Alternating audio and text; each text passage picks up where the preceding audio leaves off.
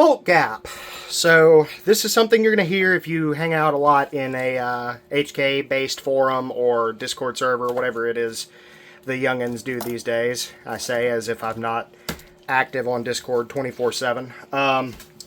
If you're ever hanging out with some HK owners, you're going to find someone talking about bolt gap specs, bolt gap, blah, blah, blah, blah, blah. What that is a measurement between your bolt carrier and your bolt head.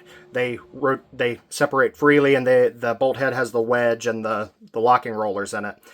And if you have too much bolt gap, you could have failures to extract, failures to eject, all of that. If you have too little bolt gap, you can end up with your bolt carrier velocity being too high, and it can actually cause out of battery problems. So you don't want to be too high, you don't want to be too low. What you're going to need for this test is, of course, an MP5. Can't do anything without it. And I prefer the Holex feeler gauges. You can get these on Amazon. You can get them straight from Holex. I got these straight from Heckler & Koch Parts, hkparts.com. And there's a couple of things you need to know. One, there is a lot of stuff in this feeler gauge set, and most of it you should not ever need to use. So let me show you the spec range here. You should not be, on an MP5, you should not be any smaller than 0.25 millimeter. This should fit preferably loosely, and you should not be any wider than 0.50. Preferably a little bit tighter than that. The 50 should at least fit very snugly. So, when I had the factory locking wedge in, everything was fine. It was 0.35-ish. However, the factory locking wedge is 120-degree locking wedge, which is not really a good idea if you're trying to suppress and use subsonic ammunition, like 158 grain stuff. So I went ahead and swapped to the 120-degree locking wedge, which is standard for most HK guns, most HK full sizes, like the SP5 or whatever. But for whatever reason, the AP5 has a 120. The gun will run fine with a 100-degree locking wedge. However, when I put the locking wedge in, I was at 0.25, and it fit very snugly, which means I'm technically in spec, but barely. And I don't want to be barely in spec. I want to be pretty close to center on the spec. So I've already replaced the rollers. There's another video coming out that'll be like that. It may even be out before this, maybe showing you how to do that. However, I know for a fact that that locking wedge would barely fit this 2.5. So I've put a +3, which should bring me up to around 0.32, 0.33. And what we're going to do is we're going to test that real quick. So, step one, in my opinion, this is not entirely necessary, I don't think.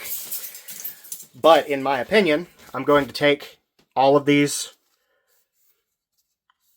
feeler gauges and just wipe the smuts off of them. I have lightly oiled them. I do not want a weird reading. I want to be as accurate as possible. That's good enough. We'll do that some as we go. Now, what I'm going to do is start with a 0.25. All right? Get that set out. Go ahead and check and make sure your MP5 is clear. And we are. Close the bolt. Turn it upside down. I'm going to use something to kind of brace it up against here. Now flip the safety off and pull the trigger. It is important that you pull the trigger every single time that you check, because you do not want to be measuring without the hammer closed. That is the requirement there. So what you're going to see here is down in this mag well, we're going to turn on a light and zoom in a little bit. Down in this mag well, there is a gap right behind this 184 marking, right here, like right there. So what you're trying to do is you're trying to stick your feeler gauge in between that gap. So we're going to do that. Okay, we've got The 2.5 is easily dropping right in.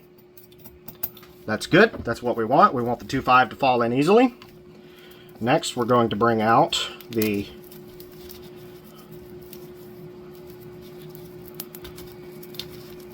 the 5.0.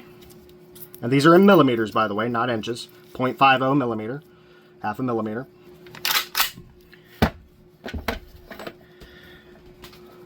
Okay. Now, we've checked 0.25. We're going to put it up, cock the hammer and fire again. And go ahead and grab your 0.50, which this is a 0.55. I don't want 0.55.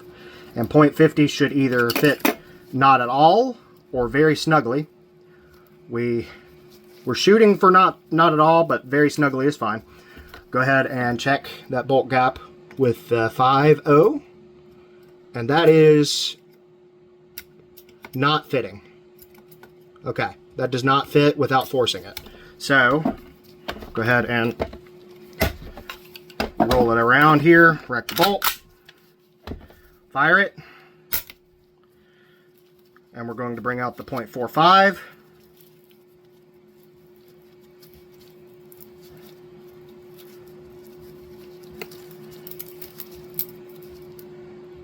Ah, come on now. Very sticky.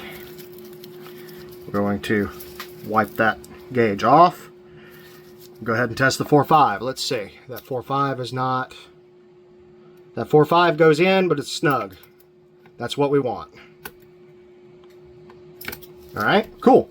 So that seems to be that our bolt gap is right around 0.45. That's good. You want closer to 0.50 than you do 2.5. Now what we're going to do, zoom out, go ahead and put your relatively expensive feeler gauges away back in the little package, because they're sensitive tools and need to be taken care of. They are still lightly lubricated, and that's fine. I'm going to take a notepad here. I'm going to get a pen. I'm going to write 0.45 millimeter